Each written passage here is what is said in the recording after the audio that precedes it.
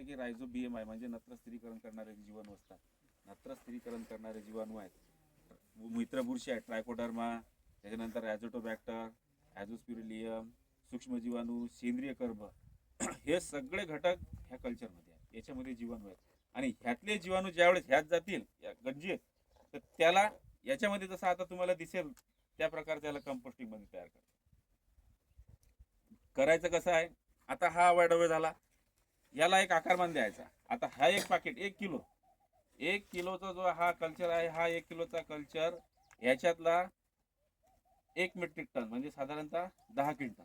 10 क्विंटलचा जर समजा मटेरियल असेल तर 10 क्विंटलच्या मटेरियलला आता हा जो वातावरण आहे, आता तापमान वाढतं, ह्या वाढत्या तापमानाच्या दिवसात फक्त 45 दिवसात म्हणजे 1.5 महिन्यामध्ये याला कंपोस्टिंग करायचं काम. 1.5 महिना. हा तिन्ही लेअरचा जो आहे याला कसा करायचं, हे तिन्ही भाग आहे, तिन्ही भाग ह्याला कोरायचे. एक आकारमान घ्यायचा. आता समजा आकारमान घ्यायचं म्हटलं म्हणजे याला आयताकृती असा आकार घ्यायचा. हा झाला लांबी आहे ना, हा लांबी 15 फुटाचा घ्यायची, ही लांबी बरोबर आहे. ही लांबी 15 फूट घ्यायची आणि ही रुंदी घ्यायची 15 बाय 5 फुटाची. 15 आणि हे 5 फूट. 15 5 15 5 मध्ये याला आयताकृती घ्यायचा, काढायचं, सरळ याच्यात टाकायचं. आता तो तुमचा गाजर गवत आहे, बरोबर आहे. गाजर गवत, आता हे जनावर इकून इकून चरून येतात, बिया तना सगळं समजा चारा खातात, त्या सगळ्या तणाच्या बिया याच्यामध्ये येतात आणि त्या शेणामध्ये येतात. तेच शेणातले ते बिया, ते काय जर्मिनेशन काय होतं त्याचं तसंच राहतं, ते काही खराब म्हणजे उगवण शक्ती त्यांची काही संपत नाही. ते तसंच परत शेतात जातं आणि बाहेरचं जनावरचं चारा बिया असतील ते शेतात परत तण भरून उगवतात. मग परत त्याच्यावरती आपल्याला नियंत्रण करा, बरोबर आहे. मग हे पूर्ण एकत्र करायचं. म्हणजे एकत्र म्हणजे आता असं सर फावड्यानं घमिल्यानं घ्यायचं. 15 बाय 5 फुटाच्या आकारामध्ये याला सरळ बेड लावायचा. 15 बाय 5 फुटाचा आकाराचा सरळ बेड लावायचा आणि तो बेड किती उंची घ्यायची तर 4 फुटापर्यंत त्याची, 4-4.5 फुटापर्यंत त्याची उंची घ्यायची. हातरायचं एकावर एक त्याला हातरायचं. म्हणजे तिन्ही भाग त्याच्यामध्ये येतील. काय होईल की तिन्ही भाग मिसळल्यामुळे जो नष्ट झालेला आहे, चांगला कंपोस्टिंग आहे आणि सुकलेला आहे, हे तिन्ही भाग एकत्र येतील. आणि ते पूर्ण आल्यानंतर, हा बेड लावल्यानंतर त्याला पहिले 2 दिवस नळी लावून पाणी, त्याच्यावरती पाणी टाकून काय करायचं, त्याला ओला करून घ्यायचा. ओला केल्यामुळे आता काय होईल की आता हा ओला झाला, हा कोरडा टाकला आता ओला झाला. आता याचा काय झाला, वजन वाढला. म्हणजे आता काय याच्यात या भागातून जे काही जीवाणू होते ओला, ह्यातले जीवाणू वाढून ह्याला परत कंपोस्टिंग म्हणजे काय करायचं काम करतं ते कंपोस्टिंग.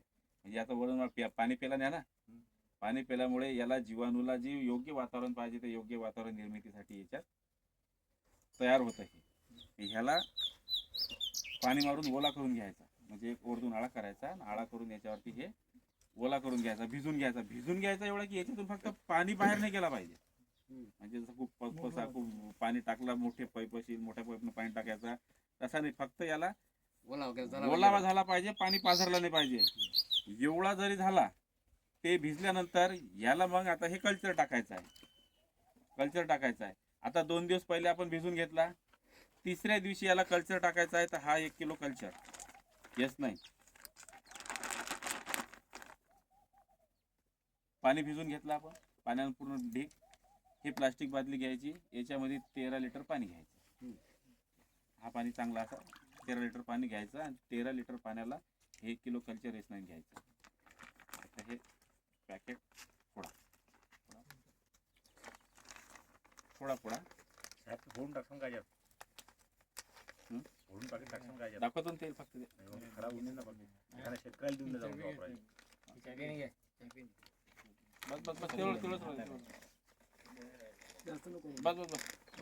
भाऊ तेवढं नाही रे भाऊ, टाका तुम्ही ते.